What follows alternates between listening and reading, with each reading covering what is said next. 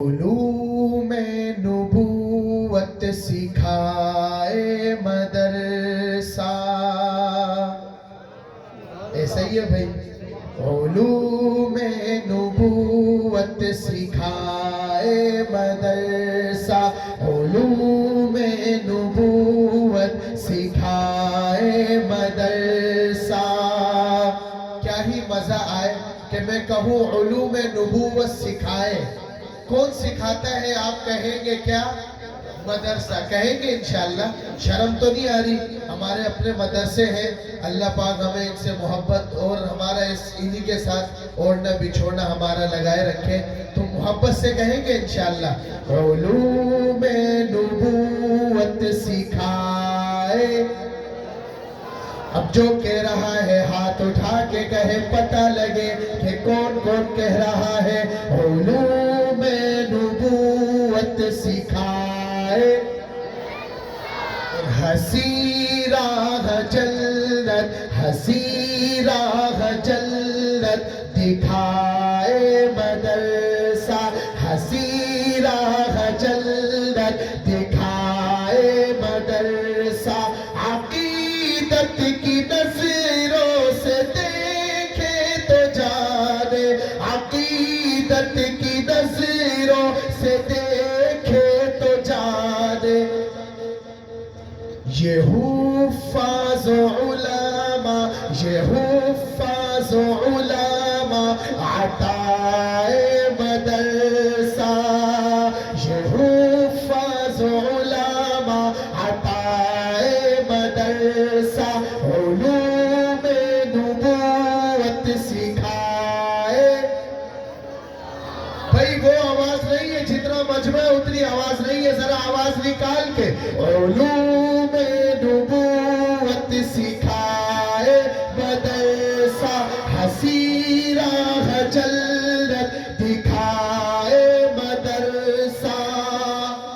اور ایک اور بات کہ زبان ذات رنگ و نسل قومیت کے, زبان ذات رنگ و نسل قومیت کے بتوں کو دلوں سے ہٹائے مدرسہ, بتوں کو دلوں سے ہٹائے مدرسہ.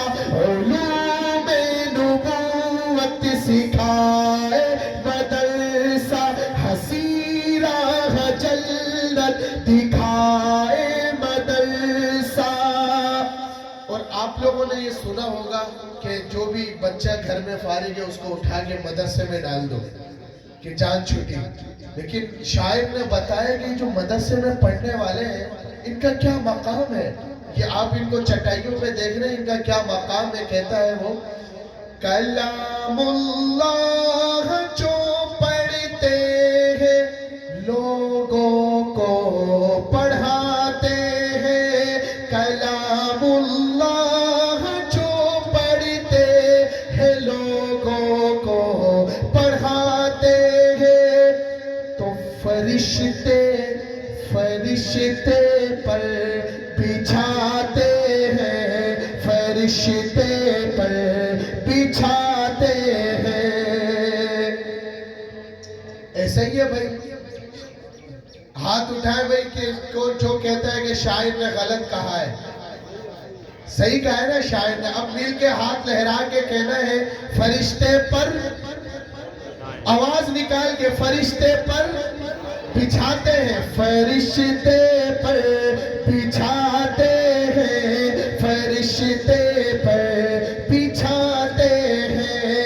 اسی قرآن نے خالد کو سیف اللہ بنایا تھا, اسی قرآن نے حبشی کی عظمت کو بڑھایا تھا. بہت بہتر, بہت بہتر جو قرآن پڑھتے ہیں پڑھاتے ہیں, فرشتے پر بچھاتے ہیں, فرشتے پر بچھاتے